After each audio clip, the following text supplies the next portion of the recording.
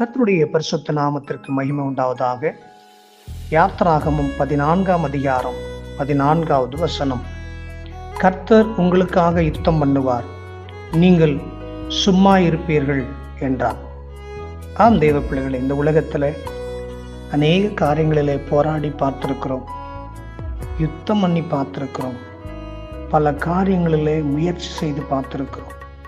யுத்தம் பண்ணி போராடி சோர்ந்து போய்விட்டீர்களோ?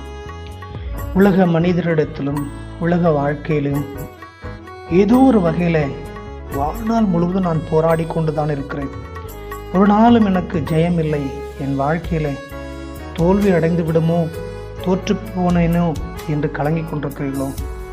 இதோ இன்றைக்கு உங்களை பார்த்துதான் வேத வசனம் சொல்கிறது, கர்த்தர் உங்களுக்காக யுத்தம் பண்ணுவார். ஆம், ஆண்டவராக இயேசு கிறிஸ்துவை உங்களுக்கு முன்பதாக வையுங்கள்.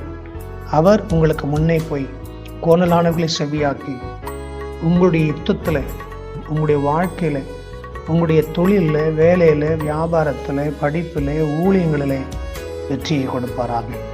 நீங்கள் சும்மா இருங்கள், நான் உங்களுக்காக யுத்தம் பண்ணுகிறேன் என்று சொன்னார். ஆம், நீங்களும் நானும் என்ன செய்ய வேண்டும்? தேவனுடைய பாதத்தில் காத்திருக்க வேண்டும். தேவனுடைய பாதத்தில் காத்திருங்கள். கர்த்தர் உங்களுக்கும் எனக்கும் மிகப்பெரிய வெற்றியை கொடுத்து ஆசீர்வதிப்பாராக. God bless you.